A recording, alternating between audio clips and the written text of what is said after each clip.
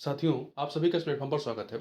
इस वीडियो में हम लोग जो है जनसत्ता में प्रकाशित एक संपादकीय के बारे में बात करेंगे, जिसे मोनिका शर्मा जी ने लिखा है। और यह संपादकीय आधारित है कि किस प्रकार वर्तमान समाज में हमारे संपत्ति को लेकर के पारिवारिक सदस्यों के बीच कटुता, शोषण और अपराध की जो प्रवृत्ति है वो लगातार बढ़ती जा रही है। उसी के बारे में इसमें विस्तार से बात की गई है। तो आइए देखते हैं।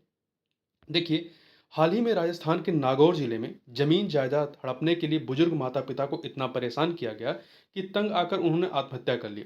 उस वृद्ध दंपत्ति को न केवल बेटे बहू बल्कि बेटियां भी प्रताड़ित करती थीं। अपने ही बच्चों का अमानवीय बर्ताव लंबे समय से लगातार झेलते आ रहे असहाय माँ बाप ने पानी के टैंक में कूदकर जान दे दी। बेटों और बेटियों के दुर्व्यवहार से मिली पीड़ा कितनी भयावह रही होगी कि पुलिस को घर की दीवार पर चिपकाया हुआ उनका लिखा नोट मिला, जिसे उन्होंने मरने से पहले लिखा था। उसमें उन्होंने पारिवारिक कलह, स्वार्थ की अति और संपत्ति को लेकर विवाद का जिक्र किया था। व्यथित करने वाली परिस्थितियों में अपनी जान देने वाले 70 और 68 वर्षीय बुजुर्ग माँ बाप ने 2 पृष्ठ के पत्र में बेटों, बहुओं, पोते पोतियों और दोनों बेटियों के साथ कुछ रिश्तेदारों को भी आत्महत्या के लिए जिम्मेदार ठहराया था। कैसी विडंबना है कि धन की आधिपत्य से जुड़ी अनबन में अब बेटे ही नहीं बेटियां और घर के बच्चों की भागीदारी का डरावना पहलू भी शामिल है। वहीं जमीन जायदाद से जुड़ी दूसरी घटना नागौर के वाकये से ठीक विपरीत परिस्थितियों को सामने रखती है। जयपुर के इस मामले में पति के साथ हांगकांग में रहने वाली युवती ने अपने पिता, भाई और भाभी के खिलाफ प्राथमिकी दर्ज कराई है। उसका आरोप है कि उसके पिता, भाई और भाभी ने उसके सोने के आभूषण और जमीन छीन ली है। पीड़ित युवती जो है वो कैंसर की मरीज है और 9 महीने पहले इलाज के लिए हांगकांग से भारत आई थी। इलाज कराने के दौरान उसे अपनों द्वारा की गई ठगी का पता चला। पीड़िता का कहना है कि पिता ने सहूलियत के नाम पर आभूषण और 2 प्लाट के कागजात उसके बैंक से निकाल कर घर पे रखे और फिर देने से इनकार कर दिया। कैंसर के इलाज के लिए कई दोस्तों और परिजनों से उधार लिए रुपए उसने और उसके पति ने गहने बेचकर चुकाने की सोची, पर इस बीच आभूषण और जमीन के दस्तावेज पिता और भाई ने हड़प लिए। कैसी विडंबना है कि जानलेवा व्याधि से जूझती बेटी से लेकर जीवन संवारने वाले माता पिता तक धन दौलत से जुड़े स्वार्थ में शामिल हो रहे हैं। हालांकि अधिकतर मामलों में बुजुर्ग ही प्रताड़ना का शिकार होते हैं, पर बदलती सोच और सामाजिक ढांचे में अब नई उलझनें भी दिख रही हैं। गृह क्लेश के ऐसे मामले कहीं अपनी जान देने तो कहीं अपनों का जीवन छीनने के हालात तक ले जा रहे हैं। कई घरों में वर्षों की कानूनी लड़ाई में करीबी पर ही आरोप प्रत्यारोप लग रहे हैं।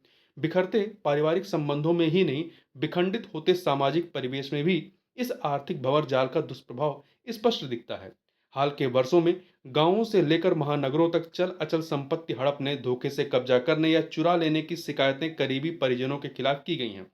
इनमें अपने ही बच्चों और अभिभावकों से लेकर दूसरे परिजनों के बीच चल अचल संपत्ति के लिए लड़ने झगड़ने की घटनाएं आम हैं। यहां तक कि कुछ व्यवसायिक घरानों में भी ऐसे मामले देखने में आए हैं।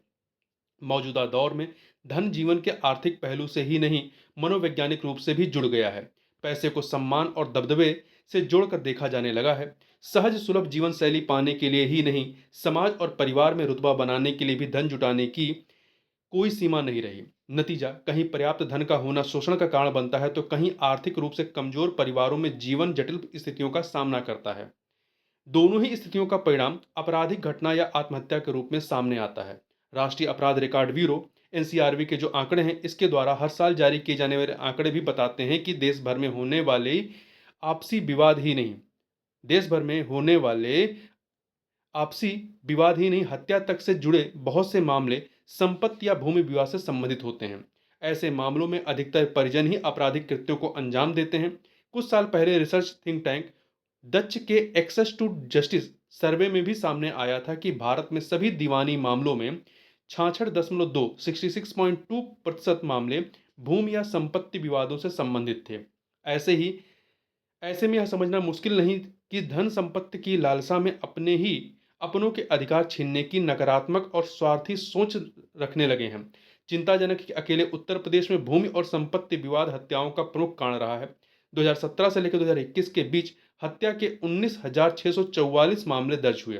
अधिकतर मामलों में अपनों की आपसी उलझनें ही जिंदगी छीनने का कारण बन रही हैं। दुर्भाग्यपूर्ण है कि धन संपत्ति से जुड़ी रंजिश की घटनाएं चिंताजनक रूप से बढ़ भी रही हैं। असल में संपत्ति से जुड़ी अनबन का एक पक्ष यह भी है कि सगे संबंधियों में वर्षों बरस यह मनमुटाव चलता रहता है। सेंटर फॉर पॉलिसी रिसर्च के अनुसार उच्चतम न्यायालय द्वारा तय किए गए सभी मामलों में से 25% 25% भूमि विवाद से जुड़े हैं। निचली अदालतों में ऐसे मामले वर्षों तक चलते रहते हैं। एक और कानूनी पेचीदगियां हैं तो दूसरी ओर अपनों के ही आरोप प्रत्यारोप। इन स्थितियों में लंबी न्यायिक प्रक्रिया भी निराशा पैदा करती है। इन्हीं हालात में कई बार लोग या तो किसी का जीवन छीनने का अपराध कर बैठते हैं या अपने जीवन से हार जाते हैं।